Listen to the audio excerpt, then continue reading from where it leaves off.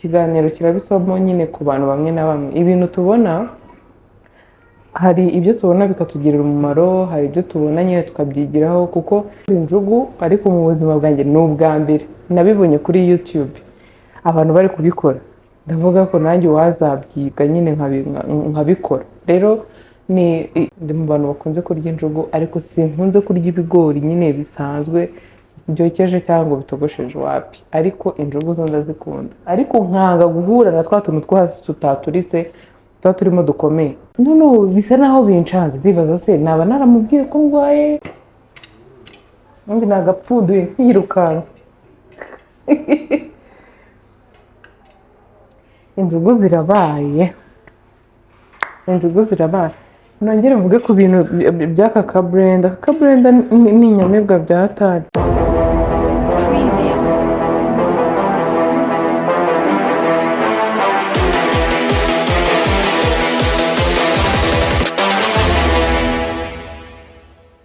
Muraho neza, amahoro y'Imana abane namwe, Nyagasani akomeze kubandindira, Imana ihaze ibyifuzo byanyu.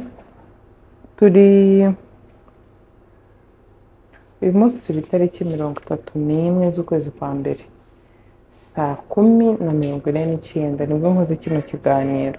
Ushobora kukibona kuri iyi tariki cyangwa se ku yindi tariki bitewe n'umwanya w'umuntu, ariko hari mvuze gutyo mutanibuka abantu bajya hari nk'ikiganiro mba narakoze urugero nko mu kwa 11 nkavuga ko ntameze neza, nari meze nyine niyumvaga ntameze neza, wenda urugero nk'umuntu urwaye nk'ubu nyine mu kwa mbere mu minsi ishize, nkumva nk'umuntu aranyandikira arambwiye none se umeze gute ko nabonye uri kuvuga ngo urarwaye, wakize?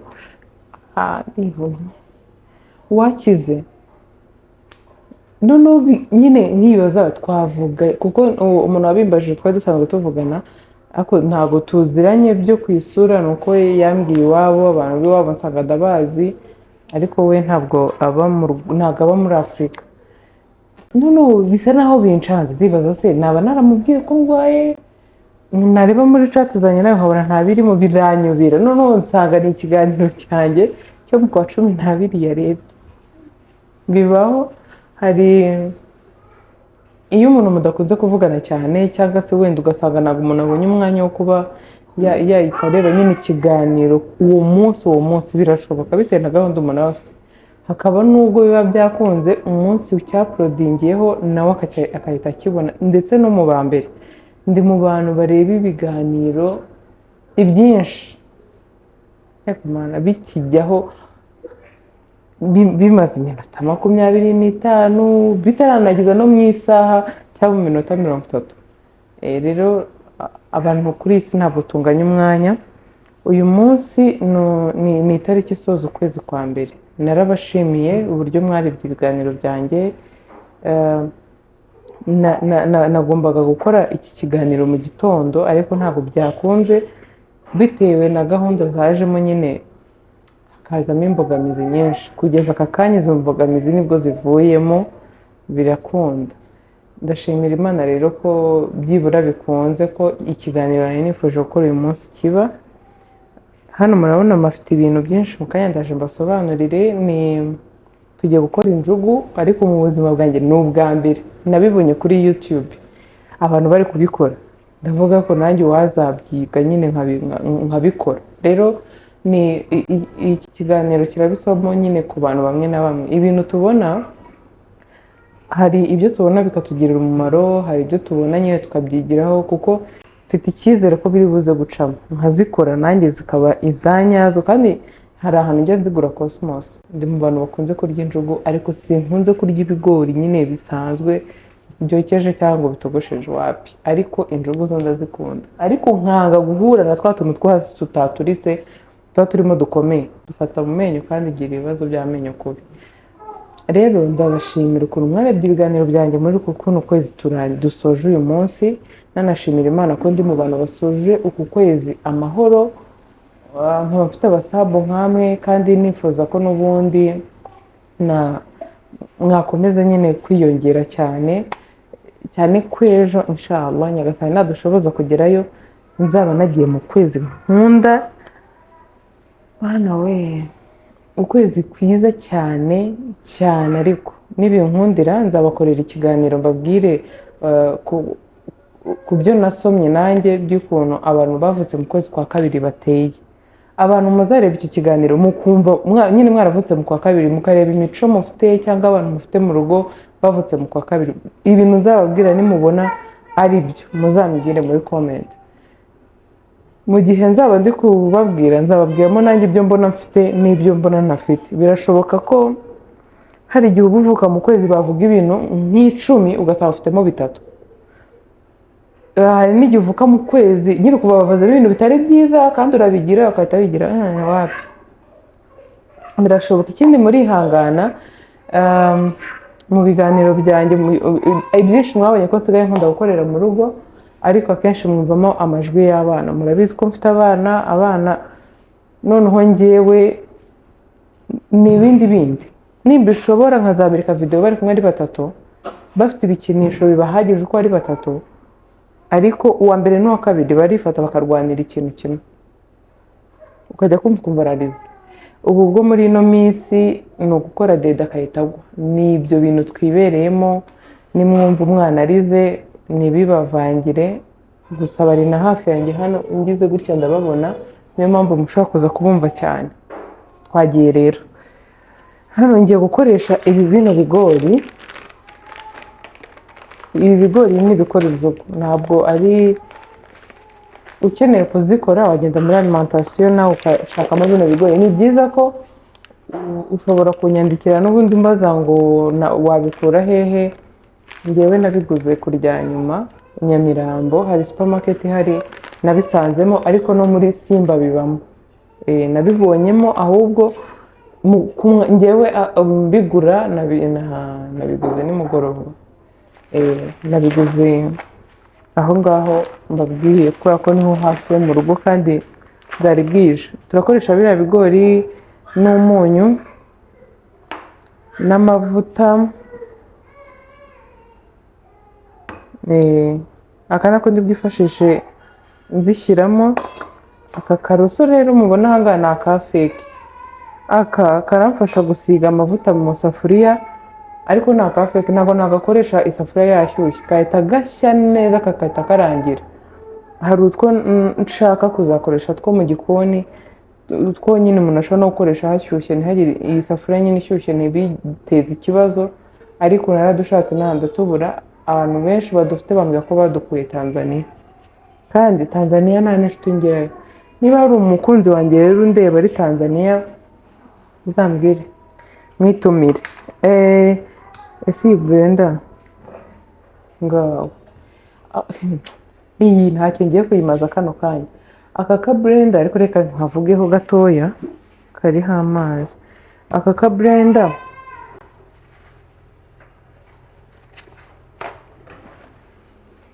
karatabara cyane. Ufite ubushobozi bwo gutunga blender isanzwe nini, mwarayibonye nanjye njya nkoresha, ni byiza ko wanatunga n'akandi nk'aka ngaka ushobora gucomeka, kuko hari igihe umuntu agira ikibazo umuriro ukagenda, ugashobora nko kuba wamara iminota 10. Kandi muri iyo minota 10 hari ikintu wari ukeneye gusya byihutirwa. Urugero ufite nk'umwana ukeneye kuyitarya wenda ataratangira kurya ibiryo binombye, bikiri ngombwa kubishyira muri blender ugasanga arashonje, umuriro wagiye. Aka ka blender rero karafasha cyane, kabika umuriro ukagakoresha, gusa ntago kasya ibintu bya danje. Ikindi, aka ka blender niko njya nkoresha iyo hari smoothie ndi kunywa cyangwa amazi. Ni aka ngaka ngafungura gutya. Hari indi mifuniko gafite ariko sinibwa nayitaye, nkasukamo ikintu nka kimwe kubera nyine ndagakunda ukuntu kameze. Urumva rero gafite akazi gakomeye cyane. Ngakoresha nkanyweramo, ndanagakoresha iyo turi gusya byihutirwa. Kari kuma akazi kandi nta gahunda mfitanye nako. Twikorera ibyacu. Akantu kingiye hano gate.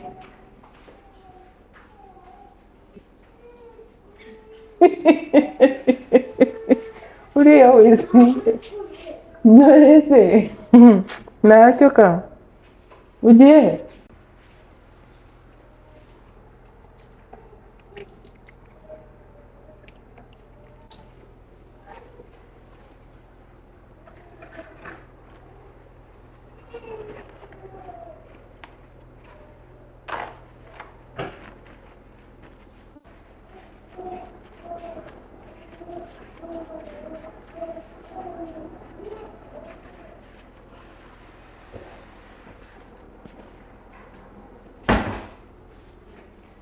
Ngiye sasa. Imana imfashe bize kuvamo neza, kuko nibitavamo, niba nshyizemo n'amavuta menshi ntabwo mbizi, ariko mfite icyizere ko biri buze gucamo.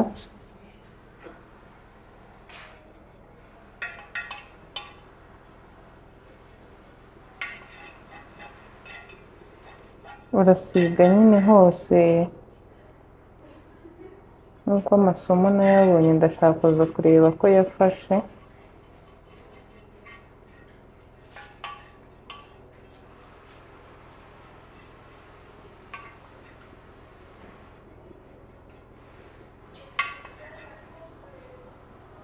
Ikintu cyiza nabonye cyo kumenya utuntu twinshi tworoheje two gukora gutya mu rugo, iyo ufite abana, reba ubaye ufite abana ukagura kariya gapaki k'ibigori, nyine ukikorera injugu mu rugo, karatubuka bya hatari, utiriwe ujya kuzigura, cyangwa mukanagura n'ahantu hafi aho ngaho mwazigura kandi abana bazishaka, biba ari ikibazo. Ariko iyo byibura wabihaye umwanya wawe ukabimenya, wumva abana bawe baba bari mu munyenga. Nsoje rero gusiga ku isafuriya hose, ngiye gucana, nababwiye impamvu, ubundi nakabaye ngera.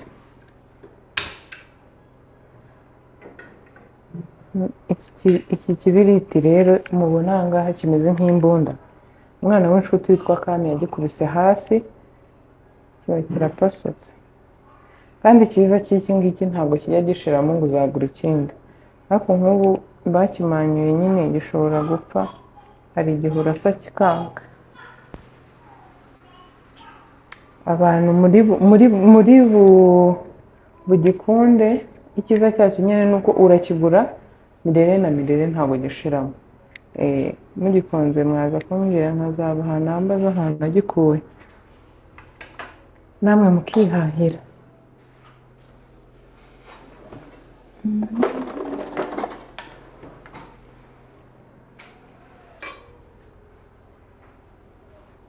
Ikindi, iyo hari ukuntu umuntu ateka agashaka kumva ko ipanu yashyushye, cyangwa se nyine isafuriya, bitewe n'ikintu ugiye gutekeramo, nyine bikaza atari nk'iyi ngiyi, amasafuriya asanzwe, atari bino bisorori bijya kuri gaze. Hari ukuntu umuntu abibona ko yashyushye, ari uko mo imbere yatangiye kuzana ibara ry'umukara, cyangwa ukabona imeze nk'aho yashiririye. Ariko iyo ugize gutya urabyumva nimba ishyushye cyangwa idashyushye. Rero yashyushye, abantu muri kureba, mufatire iry'iburyo bicemo.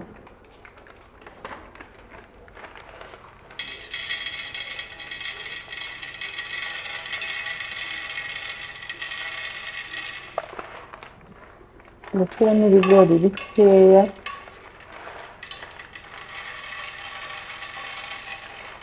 kugira ngo zitambana nyinshi cyane, kandi zigapfa wenda ubusa, kuko sindi mu bantu bakunda ko ibintu bipfa ubusa. Uravanga gutya, wabona hari izitangiye guturika, ugapfundika.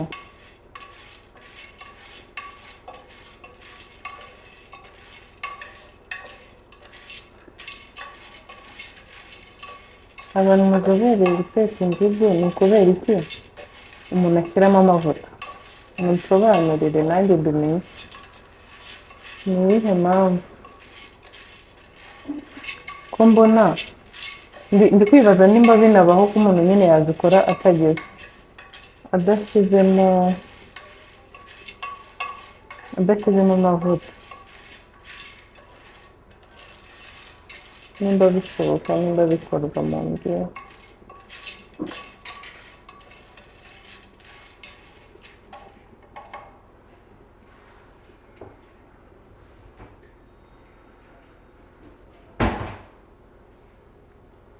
ko nabiturika nabyishe nasize ku kariro gakeya cyane ngewe iyo ngiye gukora ikintu ari ubwa mbere cyane mu byo guteka nkoresha umuriro muke muke cyane kugira ngo bitaza gupfa nkayoberwa aho byahereye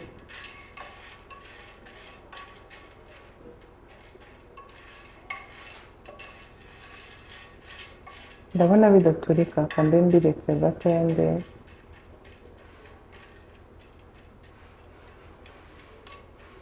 ndebe ko hari ibiturika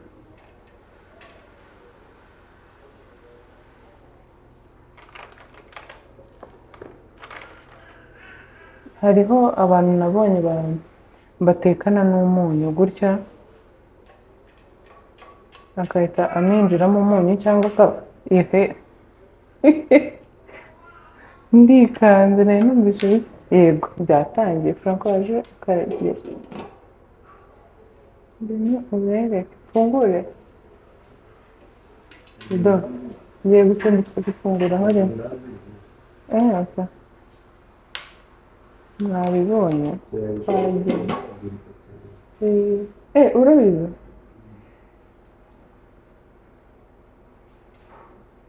cyaburi guhumura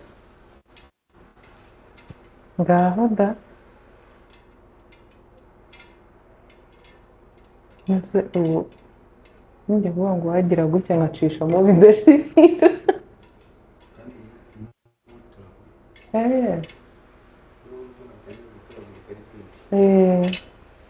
ariko shaho urebye nabi bidapfundikiye cyakikubita mu ijisho wakumva uko ubaye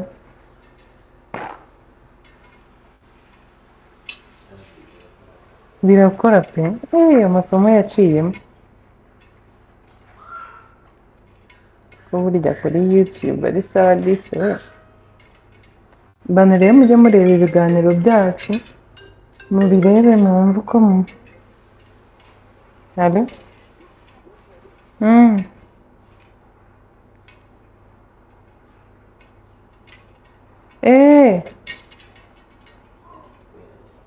Nahise mbyumva none se narindi gukora reka nze ndata nguhamagara. Okay.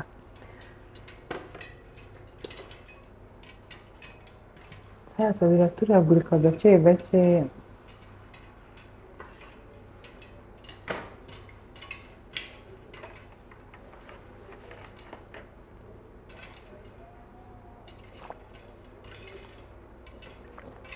Tiya kumena fondo yakirukanka mbikora none ahubwo bitabibana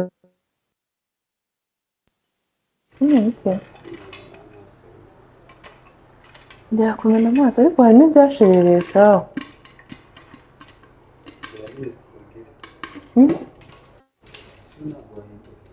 nanjye nibyo ndi kwibaza kamwereke papa wavutse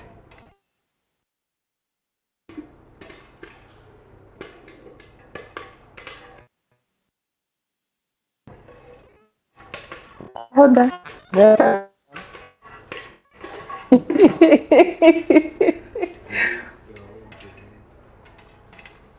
Okay, ikosa mbihorere bise bigaragara neza n'uzivuye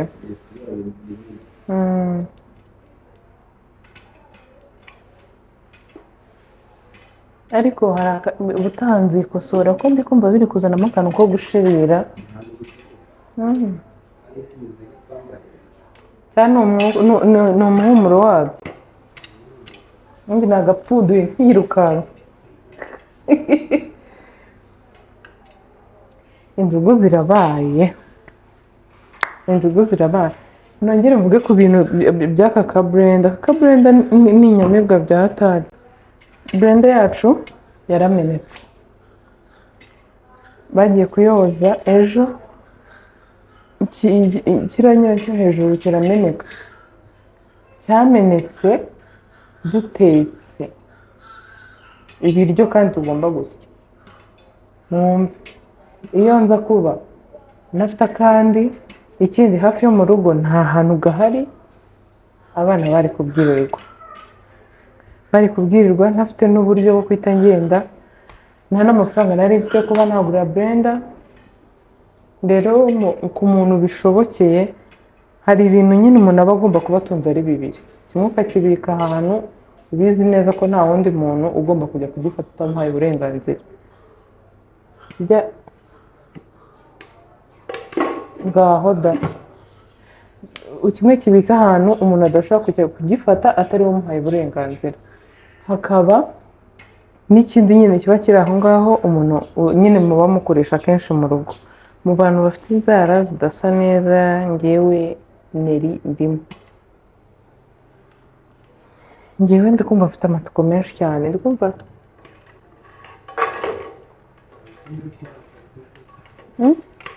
yego biracyasimbuka, akantu waragasimbutse mberege. Murebe, ni injugu nyanjugu ndakurahiye, ni akajugu aka ni akajugu, ukuntu nashyizemo utugori dukeya ariko bikaba byabaye byinshi da. Reka gutambuka, yego si bose byarangiye. Ngaho da, turi ku tuntu duke.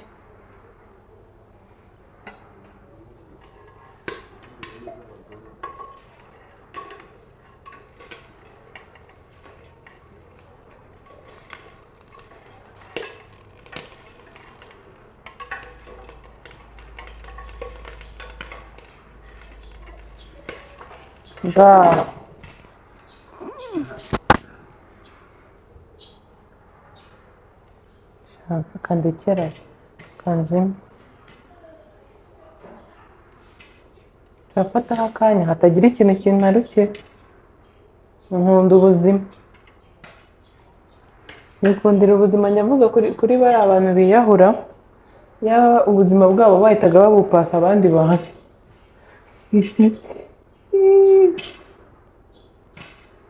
Umva akajugu kabaye pe. Noneho ndabona ngiye nkoze twiza kurusha utwo bajya bamera sense. Babyita kwikina.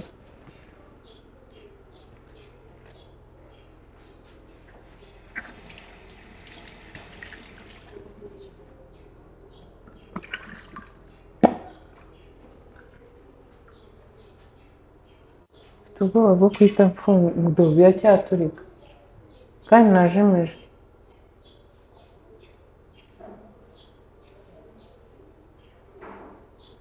Katurebe, nimurambirwa abantu muri kudukurikira, ntabwo nshaka kwitwika. Nze mwereke kambisaza.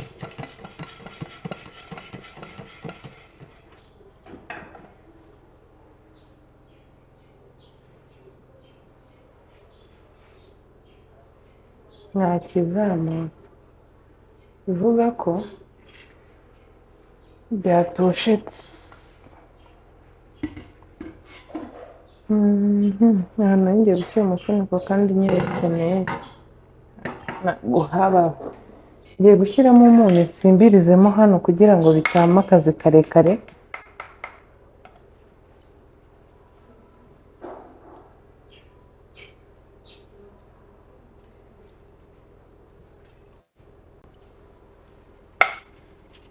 Ngiye ikindi nkoresha umunyu muke mu bintu byose. Iyo umuntu yumvisha ari muke cyane yiyongereramo. Ni umunyu nk'uw'abantu nyine barwaye batawemerewe.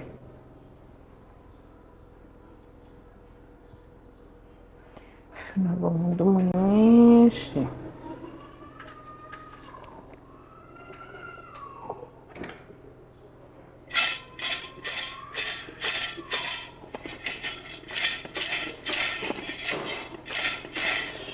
Mbonye ibyashiririye Franco. Nari mbimenya. hano rero biranwitse rero mbabwiza ukuri.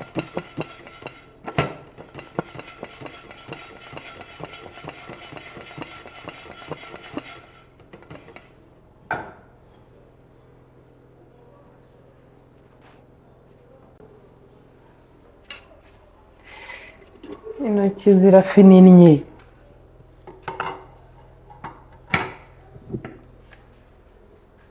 Hano rero harimo injugu ndi kuyoberwa impamvu zifite ibara ryihariye. Harimo utuntu twashiririye.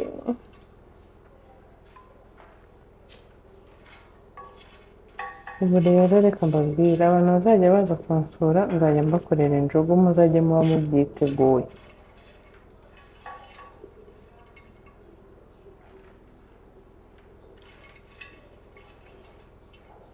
Harimo n'ibyashiririye.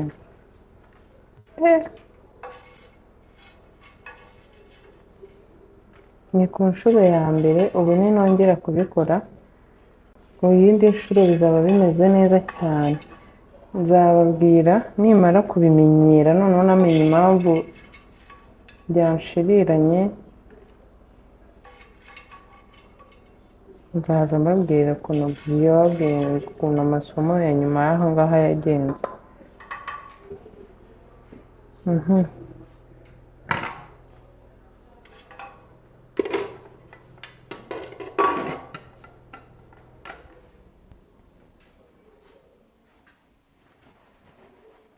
Rero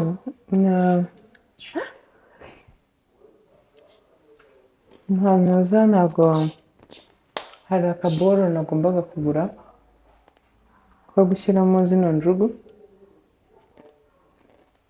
ariko ntabwo byakunze.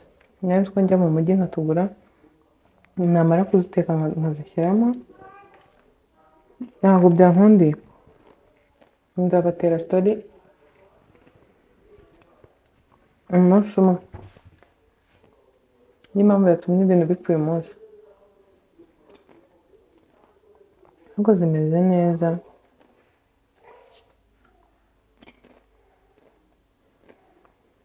Neriwe umukozi w'umuhanga.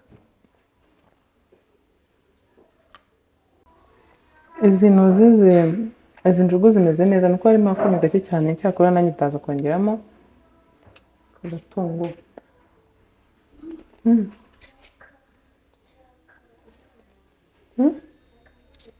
Shaka amazi.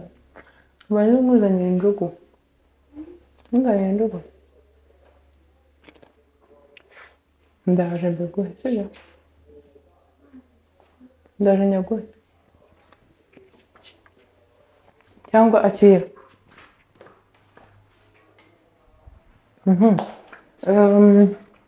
Nari ngiye kubabwira iyi safuriya ndi gusimbiza inkozeho, nzana akantu, hari ukuntu uba udahiye nyagushya ko akantu kakagukoraho nyine kakagusigira akantu k'uburibwe. Mpita nibuka ko ku ishuri hari umwana wigize guteka arashya, umwarimu wadukwigishaga ahita amushyiriraho amavuta aya ngaya y'ubuto n'ubundi ngo dawa ya moto ni moto. Amavuta yamutwitse, mwihangane, amavuta yamutwitse, bahise bamushyiraho amavuta akiri mu kabido mashyashya atatekeshejwe, adashyushye nyine asanzwe, batamushyiriraho. Twasoje kwiga, umunsi ukurikiyeho umwana yaje ameze neza, yakize. Ubwo simbahaye umuti, uramutse uhiye hari gakondo abantu benshi bakoresha ngo yo gusobaho, nk'ubu gashya umuntu muri kumwe akatagusoberaho cyangwa ukakora hahandi ugasigaho, ni uko nyabyumva niba ari byo simbizi.